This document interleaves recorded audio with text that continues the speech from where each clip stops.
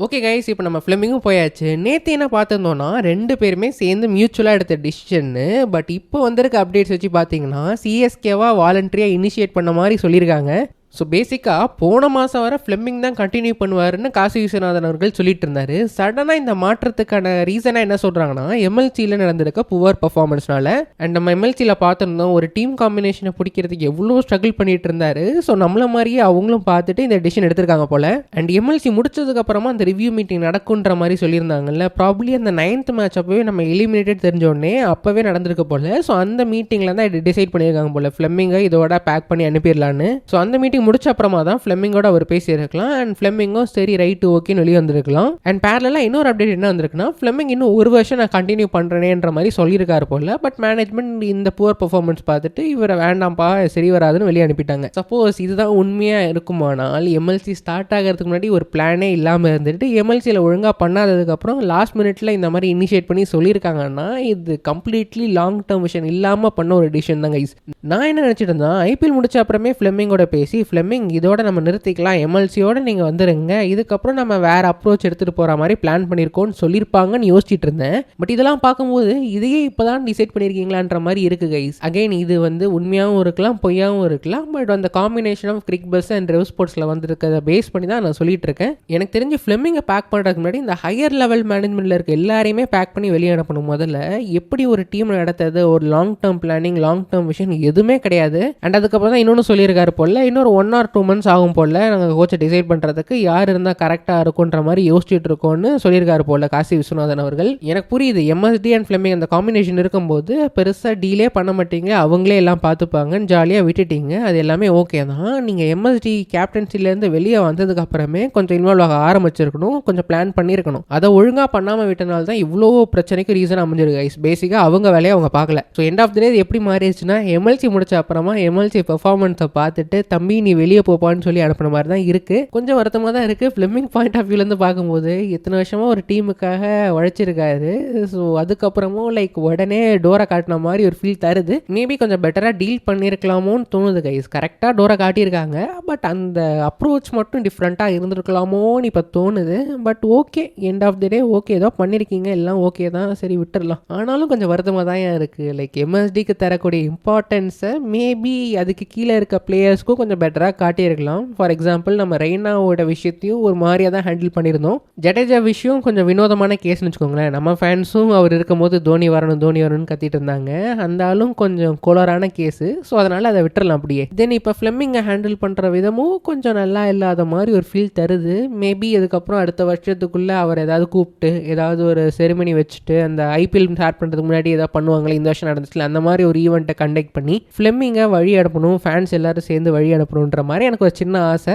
End of the டே பார்த்தீங்கன்னா நம்மளால தான் அவர் நம்ம கூடயே வளர்ந்துருக்காரு, நம்ம சைல்ட்ஹுட்டை ஷேப் பண்ணியிருக்காரு. 18 வருஷமாக அவரை நம்ம பார்த்துருக்கோம். நம்ம கண் முன்னாடி ஏப்ரல் மே சம்மர் ஹாலிடேஸ்னால் ஃபிலிமிங் அண்ட் தோனி காம்பினேஷன் தான் நம்ம பார்த்துருக்கோம். அண்ட் நம்மளை விட நம்ம ஹையர் லெவல் மேனேஜ்மெண்ட்டுக்கெல்லாம் ஜாலியாக கேஷுவலாக வேலையே பார்க்காம அப்படியே உட்காந்த இடத்துல ஆஹா இவங்க பார்த்துப்பாங்கன்னு இருந்து இப்போ சடனாக அவர் ரிட்டையர் ஆக இவரோட டாக்டிக்ஸும் இவரால் எவால்வ் ஆக முடியாமல் ஒரு பிரச்சனையில் மாட்டியிருக்காங்க. ஸோ யோசிச்சு பாருங்கள் இவ்வளோ நாள் இவங்க எப்படி பண்ணியிருக்காங்கன்னு. அவங்க பண்ணது சரின்னு தான். பட் அகைன் எம்எஸ்டி வெளியே வரும்போது கரெக்டாக மேனேஜ் பண்ணியிருக்கலாம் அந்த இடத்துல. அப்பயும் கேஷுவலாக ஓகேப்பா அவங்க பார்த்துப்பாங்க, மேலே இருக்கவன் பார்த்துப்பாங்க, கீழே இருக்கவன் பார்த்துப்பான்னு விட்டாங்கன்னா இதான் நிலைமை. ஸோ உங்களோட கமெண்ட்டை மறக்காமல் கீழே மென்ஷன் பண்ணுங்க கைஸ். உங்களை பொறுத்தவரை ஃபிலிமிங் விஷயத்தை கரெக்டாக ஹேண்டில் பண்ணியிருக்காங்களா, இல்லை இதை இன்னும் பெட்டராக ஹேண்டில் பண்ணியிருக்கலாமான்னு நினைக்கிறீங்களான்றதையும் மென்ஷன் பண்ணுங்க. ரைட் கைஸ், இப்போ அடுத்த கோச்சுக்கான தேடுதல் வேட்டையை போயிட்டு இருக்கு. சடனாக பார்த்தீங்கன்னா பதானி நேம் நிறைய அடிப்படுது கைஸ். பதானி தான் அடுத்த சிஎஸ்கேவோட குரூப்பில் இருக்க போறாருன்ற மாதிரி சொல்லியிருக்காங்க. எனக்கு ஹேமங் பதானி வரது ஓகே, பட் அவரை கண்டிப்பாக ஹெட் கோச்சாக போடவே கூடாது. சப்போர்ட் ஸ்டாஃபில் அவர் வச்சுக்கோங்க. அந்த ஆள்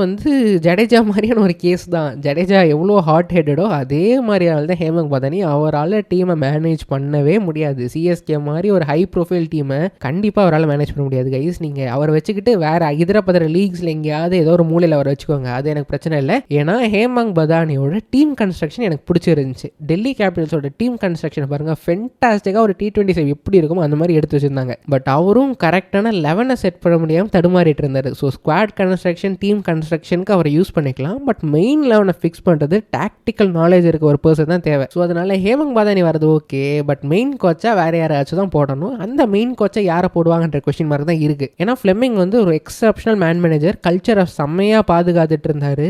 என்ன மாதிரி ஒரு விதைகள் அப்பவே போட்டு சிஎஸ்கேனா ஊருக்கே தெரியும், சிஎஸ்கேனா ஒரு ஹம்பிளான டீம், சிஎஸ்கேனா பெருசாக அந்த ஷோ ஆஃப் பண்ண மாட்டாங்க, அவங்க வருவாங்க வேலையை முடிச்சுட்டு போவாங்க, ஃபேண்டம் ஒன்று இருக்குன்ற மாதிரி தான் அந்த கன்ஸ்ட்ரக்ட் பண்ணியிருக்காங்க. ஸோ அந்த இமேஜை பாதுகாக்கக்கூடிய ஒரு கோச் அண்ட் அவரும் நல்ல மேன் மேனேஜ்மெண்ட் ஸ்கில்ஸோட இருக்கணும். ஸோ இந்த மாதிரி தான் சிஎஸ்கே யோசிக்கணும். இந்தியன் கோச்சஸ் ஆப்ஷன் பார்த்தீங்கன்னா வேறு டிராவிட் மட்டும் தான் இருக்காரு. ஐடியலாக ஓரளவுக்கு ஹை ப்ரொஃபைல் டீமை மேனேஜ் பண்ணதுன்னா ராகுல் டிராவிட் மட்டும் தான். நிறைய பேர் கமெண்ட்டும் பண்ணியிருந்தீங்க டிராவிடுக்கும் சஞ்சுவுக்கும் ஒரு ஃபாலோ அவுட் இருந்துச்சு ஆர்ஆரில். மோஸ்ட்டாக எனக்கு தெரிஞ்சு மேபி அது ஆர்ஆர் மேனேஜ்மெண்ட்டோட நடந்த ஃபாலோ அவுட்டாக இருக்கலான்னு தோணுது.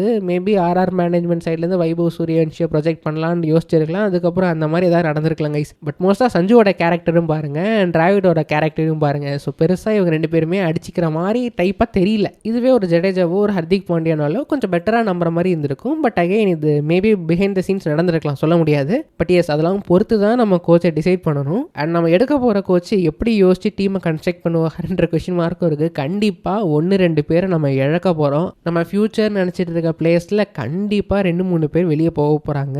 ஸோ அவங்களாம் யார், எப்படி டிசைட் பண்ண போகிறாங்கன்றதும் தெரியல. ஃபார் எக்ஸாம்பிள் ஒரு பிரசாந்த் வீர் எனக்கு தெரிஞ்சு ஃப்ளெமிங் அவரை ரேட் பண்ணியிருக்காரு. பட் அடுத்து வரப்போகிற ஹெட் கோச் அவரை ரேட் பண்ணுவாரான்னு தெரியல. கார்த்திக் சர்மா ஃப்ளெமிங்கும் ரேட் பண்ணியிருக்காரு, ஊரே ரேட் பண்ணது, அவரும் நல்லா பண்ணியிருக்காரு. And I hope he will be retained as an uncapped player. And Noor Ahmad Brevis, Karthik Sharma retain ஆனால் பிரவிஸ் தேவையான்னு யோசிக்கலாம். நூர் அகமது ஒரு லெக் ஸ்பின்னருக்கு வேல்யூ இருக்கான்ற மாதிரி யோசிக்கலாம். ஒரு ஓவர்சைஸ் ஸ்பின்னராக ஆடுறாரு, அவருக்கான வேல்யூ எந்த அளவுக்கு இருக்குது, அதை விட பெட்டரான பிளேயர் ஆப்டிமைஸ் பண்ணிக்கலாமான்னு யோசிக்கலாம். ஸோ பேசிக்காக பார்த்தீங்கன்னா நம்ம இந்த மேகா ஆக்ஷன் முடிச்ச அப்புறம் இந்த பிரவிஸோட சைனிங் பண்ண அப்புறம்லாம் நம்ம விட்ட ஃபயர் எல்லாமே வீடாக போக போகுது. நான் இப்போ சொல்லியிருப்பேன், பத்திரானா நூர் அகமது காம்பினேஷனை உட்கார வைக்கிறது கஷ்டம், பட் உட்காந்துச்சுன்னா சூப்பராக இருக்கும். அந்த அளவுக்குலாம் லக் இருக்குமான்னு தெரியலன்னு.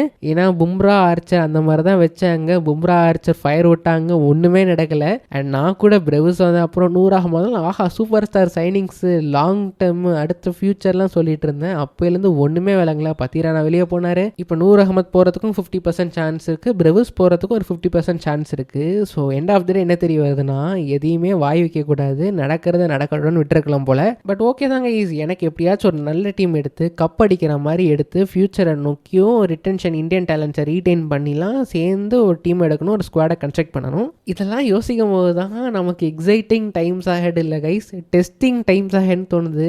கரெக்டாக எந்த கோச் எடுக்க போகிறாங்க, அவர் எப்படி டிசைட் பண்ண போகிறாருன்றான்னு தெரியல, ரொம்ப கஷ்டம் தான். ஸோ கடைசியாக ஒன்று மட்டும் சொல்லிக்கிறேங்க கைஸ், நம்ம ஹையர் லெவல் மேனேஜ்மெண்ட் அவங்க வேலையை ஒழுங்காக பார்க்கணும். சப்போஸ் வேலை பார்க்க தெரியல, நீங்களும் ஃபீல்ட் அவுட் ஆகிட்டீங்கன்னு நினச்சிங்கன்னா கொஞ்சம் மாடர்னான யாரையோ ஒருத்தரை கூட்டிகிட்டு வந்து உள்ள உங்களோட ஹையர் லெவல் மேனேஜ்மெண்ட்டில் புஷ் பண்ணுங்கள். ஏன்னா சேஞ்சுன்றது உங்கள் லெவலில் தான் ஸ்டார்ட் ஆகணும். நீங்களே ஃபீல்ட் அவுட் ஆகியிருந்தீங்கன்னா உங்களுக்கும் அந்த long term planning, long term vision பண்ண தெரியலன்னா நீங்கள் என்ன டிசிஷன் எடுத்தாலும் அது தப்பாக தான் போய் முடிய போகுது. So before head coach announcement higher level மேனேஜ்மெண்ட்டில் யாராச்சும் புதுசாக வராங்களான்னு பார்க்க இன்ட்ரெஸ்டிங்காக இருக்கும். அது என்ன டிசைட் பண்ணுறாங்கன்னு வெயிட் பண்ணி பார்ப்பாங்க. So thank you so much for வாட்சிங் வீடியோ. வீடியோ பிடிச்ச மறக்காம லைக் பண்ணுங்க, சேனலுக்கு சப்ஸ்கிரைப் பண்ணுங்க, உங்களோட ஃப்ரெண்ட்ஸ்க்கு ஷேர் பண்ணி விட்டுருங்க, ஹை பட்டன் தட்டி விட்டுருங்க. அடுத்த வீடியோ பார்ப்போம். தேங்க்யூ ஸோ மச் ஃபார் வாட்சிங். Take care, bye by.